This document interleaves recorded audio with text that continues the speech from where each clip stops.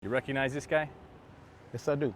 That's him? That's the officer that put me over. Detroit Police Sergeant William Ziola is the kind of cop you don't forget. He was the most aggressive. Was like a pit bull with a muzzle. On the force for 25 years, Ziola was promoted just last year, which might surprise you when you learn that no officer on the force today has received more complaints from citizens than him, 93 and counting.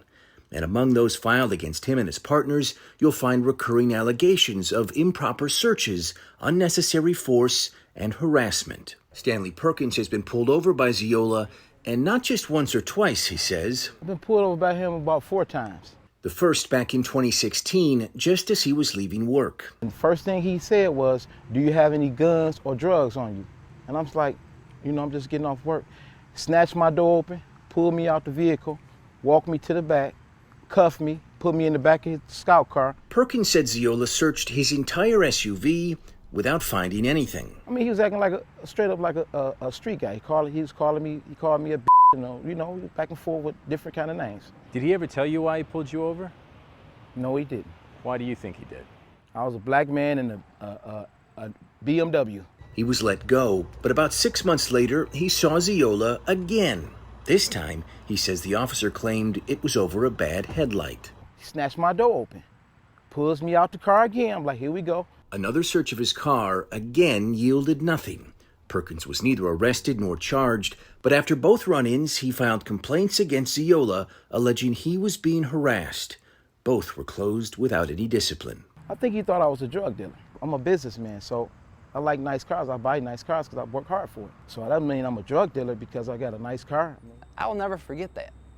Just because of the treatment of that officer. Cass Birchfield was driving with his friend in Detroit when he says he was pulled over by Ziola and his partners with their guns drawn. The reason for the stop, he claims, a broken windshield. Once the door was open, he got one cuff on and literally just pulled by the handcuff.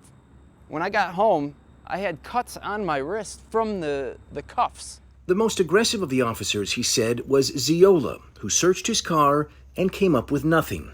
But Birchfield still left with a ticket for that broken windshield. His complaint against Ziola did not result in discipline. That's not how you treat someone on a traffic stop. Ziola hasn't just been on the receiving end of complaints. Along with his partners, he's been sued at least 12 times throughout his career. As soon as I turned around, I just was tackled from behind. One of those cases involved Keenan Ellsbury, who says he was driving to his ex-wife's home in the early hours of May 2nd, 2011, when a team of Detroit police officers pulled him over, they said, for not using a turn signal. We spoke with him back in 2015. They handcuffed me, choking me, kneeing me. The whole time they were asking for drugs and guns. Where are the drugs and guns? Police said Ellsbury attacked them. One said he grabbed for an officer's gun. He was charged with 4 felonies, including assaulting an officer. But that all changed when one of the cops on the scene came forward, alleging Ellsbury was a victim of police brutality. He said while he was handcuffed, officers kicked and punched him, and that Ziola stepped on his face, then called him a name. The charges against Ellsbury were dropped, and the city settled his lawsuit against DPD for $285,000 without admitting any fault. Taxpayers have shelled out more than $750,000 to settle lawsuits where Ziola is a defendant. In each case, the department admitted no wrongdoing. Something is wrong. Something is definitely wrong. Obviously, there's no scrutiny of his behavior, and he's been getting away with it. Ziola declined an on-camera interview, but reached by phone said he's received so many complaints because he investigates more citizens than a typical officer. He said his primary job is to find drugs and guns on the streets, and says citizens file complaints to discourage officers from pursuing them. He added that lawsuit settlements are not an admission of guilt, and that he was not disciplined over the allegations made in the Ellsbury case because they were not true. But Ziola is hardly the only Detroit officer we found with significant allegations of misconduct. Records we've obtained show 113 officers on the force have tallied at least 30 citizen complaints. 58 have been sued at least 5 times, with one cop, Tyrone Gray, named a defendant in 16 lawsuits.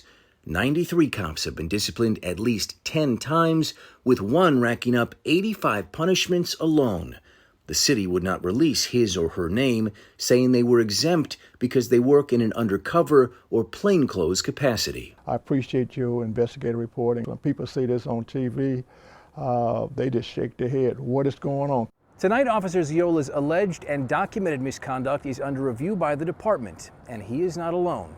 Tonight on 7 Action News at 11, other officers on the force today with lengthy histories of alleged misconduct, not just from citizens, but from prosecutors. I'm Ross Jones, 7 Action News.